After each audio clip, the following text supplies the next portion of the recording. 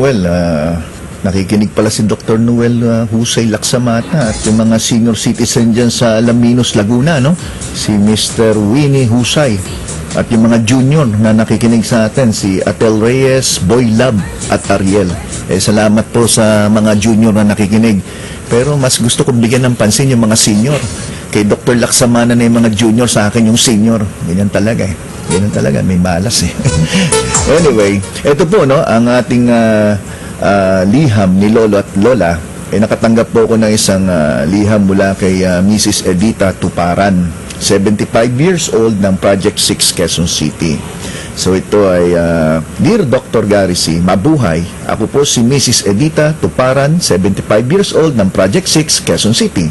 Ako po ay malugod na nakikinig sa inyong mga payong pangkalusugan sa TV at radyo. Nais ko pong sanang isang guni ang aking karamdaman.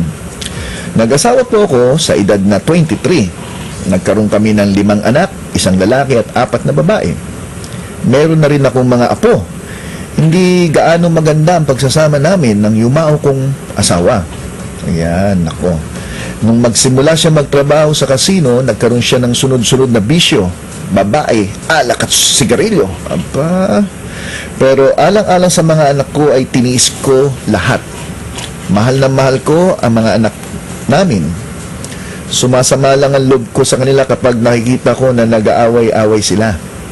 Kabilin-bilinan ko na magtulungan at laging magmahalan. Namatay ang aking asawa noong 2010, mga 2 years ago lang, sa sakit na tuberculosis na naging komplikasyon nito ng matagal na niyang sakit na diabetes. Sa edad ko po ngayon, doktor, 3 na ang mga sakit ko. At salamat sa Diyos at nakakabili naman ako ng gamot na maintenance. Meron akong high blood, diabetes at sakit sa puso. Meron po ba kayong may papayo para sa akin tungkol sa sakit ko? Nais ko rin sanang malaman ang mga side effects ng gamot ko.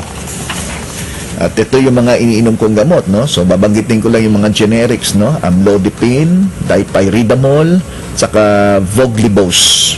Yung amlodipine ay kilalang gamot para sa alta-presyon.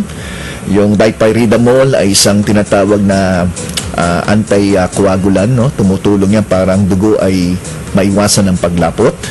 At yung Voglibos naman ay ginagamit naman yan na gamot para sa mga mataas ang blood sugar. So kadalasan ang amlodipine, bagamat ako'y naniniwalang magandang gamot naman yan para makontrol ang blood pressure, hindi maiwasan na posibleng may maramdaman din ng pasyente. Ang mga pangkaraniwan na pwedeng maramdaman ay headache o sakit ng ulo, flushing, pakiramdam nyo ay parang umiinit yung tenga nyo, parang napahiya. Then edema o pagkakaroon ng manas, yan yung mga kadalasang posibleng epekto ng gamot na yan. Pero kung hindi nyo naman naramdaman yan, wala pong masama. Pwede nyo pong inumin yan ng tuloy-tuloy. Ngunit kung naramdaman nyo, mas magandang sumangguni agad sa inyong doktor para mapalitan o mabigyan kayo ng tamang payo.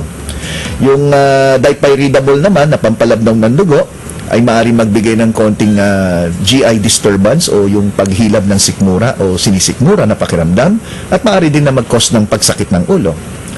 Yung gamot naman sa diabetes na tinatawag na Voglibos, ito naman ang pangkaraniwan naman na pwedeng idaing ng pasyente ay ang pagkakaroon ng kabag. Yung bloated, pakiramdam nyo palaging punong-puno ng hangin ng inyong sikmura. Bagamat wala naman namamatay sa kauutot. Tama, di ba? Meron ka ba narinig na namatay sa kautot? Wala.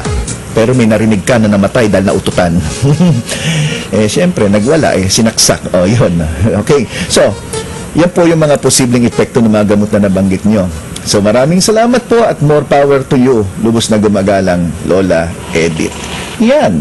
So, kita nyo po ito mga ganitong tanong, no? Tingnan nyo. Sa ngayon ho, maraming doktor. May mga libreng doktor din naman. Pero sa ngayon ho, mahirap maghanap ng doktor na pag tinanong nyo tungkol sa mga side effect ng gamot o yung mga tungkol sa mga iba pang tanong nyo na talagang bibigyan kayo ng panahon na sumagot. Kaya nga dahil dito sa programang Gabay sa Kalusugan, gumawa tayo ng portion na pwede nyong isulat ang inyong mga katanungan. So pwede kayong sumulat at ipadala nyo po sa aking klinik o kaya dito sa istasyon. Maski na anong mga tanong nyo tungkol sa kalusugan at pipilitin ko pong sagutin. So ang gagawin nyo lang po sa sobre, lagay nyo lang po doon Dr. Gary C. Gabay sa Kalusugan sa DCRH. Ipadala nyo po dito sa MBC compound at lagay nyo lang PICC complex Tapos lagay nyo lang po doon Pasay City. Sigurado makakarating na po dito yan. Kasi isa lang naman yung istasyon dito sa Ross Boulevard na DCRH. Okay, padala nyo po sa aking clinic. Pwede nyo pong ilagay doon, Dr. Gary C. Gabay sa Kalusugan sa DCRH. Then i-address nyo po sa Life Extension Medical Center, 1370 General Luna Street, Paco, Manila, na may zip code na 1007. Ayan. So, yan po. At ngayon po sa ating harana ni Papa G, alam nyo po, nag-iisip ako ng magandang kantahin So, naisip ko to Isang kanta na nagmula sa tula na 1928. Tula na sinulat ni Florentino Colantes. Ang title, Lumang Simbahan. Pero noong 1931, may pelikula na Ang Lumang Simbahan. Tapos ang bida si Leopoldo Salcedo, si Laila Morena, siguro kilala nyo. At ang kontrabida, noong mga panahon na yun, si Rosa Rosal. Yung sa kapwa ko, mahal ko yan So, tininan ko, sino ba kumanta nito na sumikat? Noong 1950s, gumawa ng tune si Maestro Constancio de Guzman at ang kumanta si Larry Miranda. So sa mga nakikinig po, ito po yung harana ni Papa G portion na tinahandog ko po ito kay Lola Edith at sa lahat ng mga senior citizen na nakikinig ngayon. Sana po magustuhan nyo to.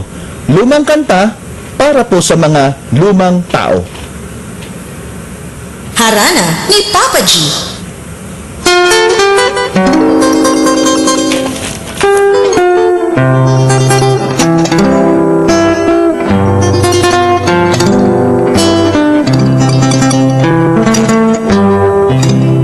Sa lumang simbahan aking napagmasdan, dalaga't binata ay nagsusumpaan. Sila'y nakalugod sa harap ng altar, sa tig-isang kamay may hawak na punyal. Kung ako'y patay na, ang bilin ko lamang dalawin mo giliw ang ulilang libing.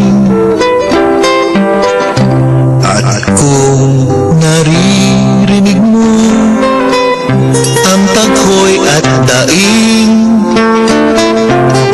yaoy pahimakas ng sumpaan natin. At kung naririnig mo ang tunog ng kampana sa lumang simbahan, dumalaw ka lamang,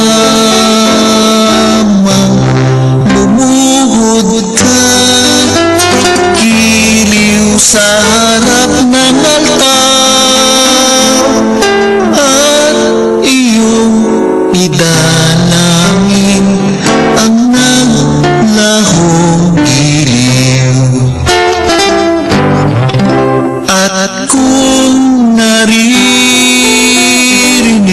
mo ang tunog ng kampana sa lumang simbahan, dumalaw ka lamang, lumuhod ka, giliw sa harap ng altar, at iyong idalangin ang naglahong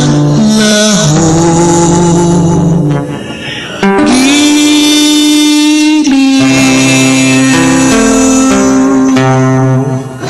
Harana ni Papa G. Hanggang sa susunod na linggo, tuwing alas 5 ng hapon, Gabay sa Kalusugan, kasama si Dr. Gary C.